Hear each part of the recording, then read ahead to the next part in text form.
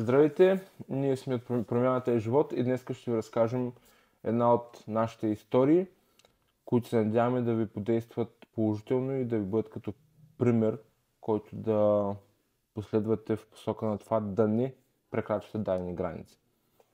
Здравей! Представи твоята история, какво те доведе тук, каква беше причината, как започна всичко. Здрасти, казвам се на 27 години. Моята употреба започна преди 14 години с наркотици и вече горе-долу преди 2 години успях сам да спра с наркотиците без център, с помощта на родителите ми, но това доведе до прекалената употреба на алкохол. Мислех си, че правя правилното решение, като употребявам алкохол, че не е наркотици. Започнах да се затварям в къщи. Всяка вечер пиех приблизително около 700 до литър съм стигал на вечер сам. Определено започна да влияе зле на живота ми. Не излизах с приятели. Почти не комуникирах с хора и така. Да върна малко само лента назад, какви наркотици употребяваш, значи, как започна цялото нещо? Значи започнах с марихуана, след това амфетамини, кокаин, екстази и като цяло стимуланти. Да. Но когато спрях да употребявам стимуланти, започнах да се чувствам много по-добре и разбрах, че наркотиците са зле за мен, защото бях твърде слаб. Такова обаче, когато започнах да пия, отново се върнаха същите слабости в тялото ми. Коя е най-голямата слабост, която можеш да определиш, че изпъква на преден план, употребявайки тези вещества? Депресията? Да. И тя да кара все повече и повече да търсиш тези... Да си отново щастлив, безпълноценен, но ти затъваш повече и повече. Както знаем всички, алкохол е депресант.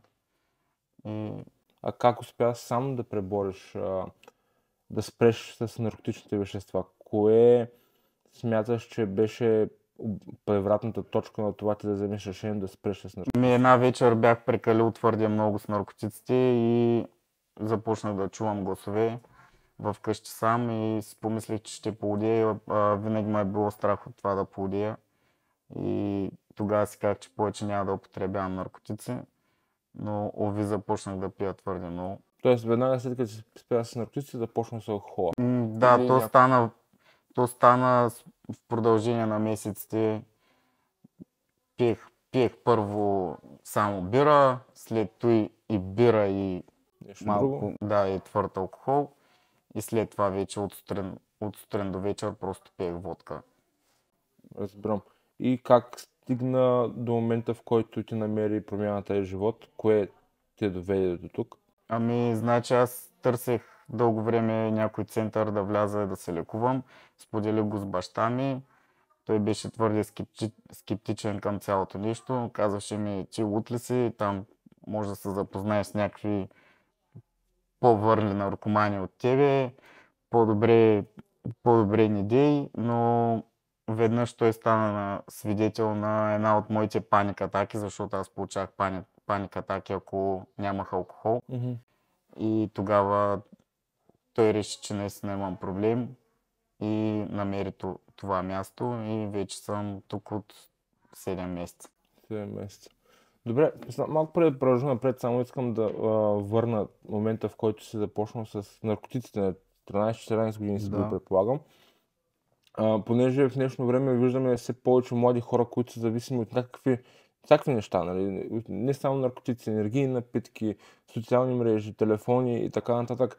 Какво би казал на младите, подрастващите, по-скоро тинейджери, които са готови да залитнат в такъв тип посоки само и само да бъдат готини или да бъдат част от среда, защото те в повечето случаи се случват, защото в някаква среда, която някой прави, пуши, употребява нещо, пие, ти за да си част от компанията, да не се чувстваш изолиран, нали, посягаш към да действеността. прибягваш към това.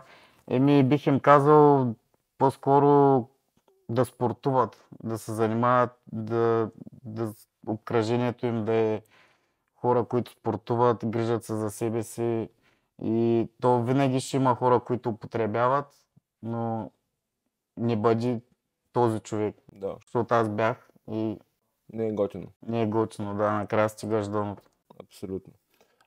Добре, нека се върнем отново на това, как че идваш тук в промяната и живот. И аз нещо важно ми направи впечатление, което също взимам под внимание много. Тоест, наблюдавам го сред хората, че ето това в момента, в който някой открие, че има проблем и реши да влезе в място като промяната и живот, неговите близки много често казват: какво ще занимаваш да ходиш там, ето това, което ти казал баща ти.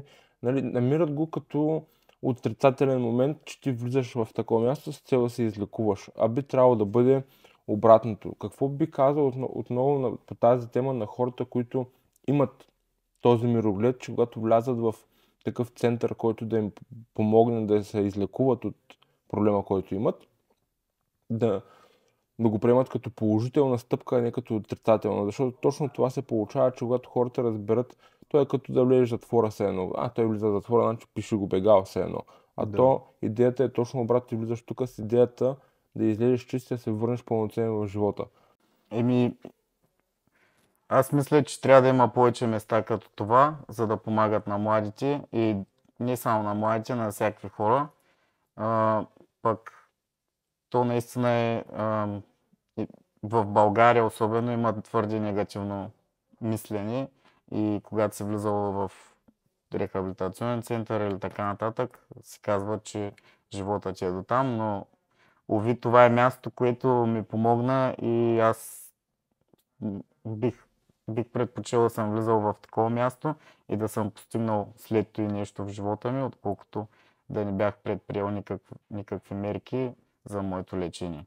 Абсолютно. И има и нещо друго, когато хората чуят за такъв тип център, да си представят едно място, което е по някакъв начин депресиращо, сиво и така нататък, а пък влизаш тук и виждаш едни цветни хора, едни страхотни условия, басейн, място, в което ти можеш наистина да се чувстваш добре и да помогнеш на себе си да излезеш от тази, не знам, деменция, дали е правилно да се каже, но нали, тази твоя слабост, която искаш да излекуваш. Как се чувстваш, откакто вече не употребяваш? Първите дни имах кризи, беше ужасно, наистина, както казваш, беше черно-бяло тук, не мислех, че ще се оправя, но с продължение на времето разбираш, че всъщност тук и екипа, и психолозите, и всички се опитват да ти помогнат и когато се заслушаш в тяхните думи, наистина живота ти започва да върви напред. Това място всъщност е един кръг, влизаш разбит и употребяващ, минаваш през групи и така нататък и после ти намират работа и всъщност това е един цял кръг. Ресоциализация и така нататък и всъщност това място е позитивно място, не хората, които си мислят, че тук влизат лоши хора, не е точно така. Да, тя зависимостта не прави хората лоши или добри, нали, тя самата зависимост е лошото нещо. Това, което на теб лично най-много ти е помогнало тук в центъра, ако можеш да го определиш, дали едно, дали са няколко, може ли да ги споделиш? Кои са неща, които най-много ми помогна моята лична терапевтка и също и екипа.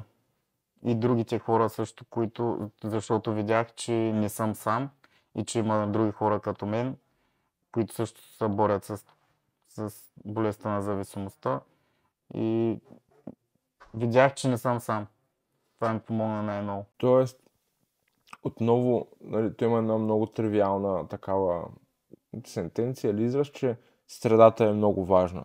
Тоест, когато средата ти е такава, че те бута към положителното развитие на твоята личност и ти помага и те насърчава да действаш в тази посока, то има резултат. А когато си в обратната ситуация, както се приноса с хора, които употребяват или пък си казват един път се живее, дай пробай от това, пробай от това, нали? И ти в момента отиваш в съвсем друга крайност. Тоест можем да кажем, че средата е нещо, което наистина е определящо за развитието на един човек в малко даже в доста по-положителна посока, бих казал. Да, точно така. Когато средата ти е негативна и ти ставаш негативен, когато се събираш с по-позитивни хора, Да. се променяш и Колко време ще бъде твоето лечение? 9 месеца. За сега съм тук 7 месеца и наистина има голяма разлика от това, което влязох. И С какво би искал да занимаваш, след като излезеш от тук? по професия съм електротехник и смятам да се занимавам с това. Тоест, можем да кажем на хората, че ако си търсите електротехници, понеже знаем, че в момента всъщност има голяма липса на добри електротехници в страната,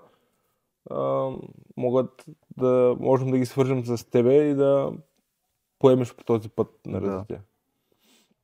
Супер, като за финал, може би, какво би казал на хората генерално относно зависимости, относно центрове като този, ако имат проблем и се чудят какво направят, дали да потърсят промяната в живот, нали? Какво ги бих им казал, че ако знаеш, че имаш някакъв проблем, не се срамувай да потърсиш помощ, защото това е една нелечима болест и единственото решение е да ти помогнат.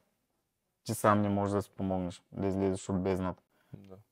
Битката е сериозна. Да. И бих им казал просто да потърсят помощ, да влязат, дори да не е в този център, където и да е, и да се борят до край.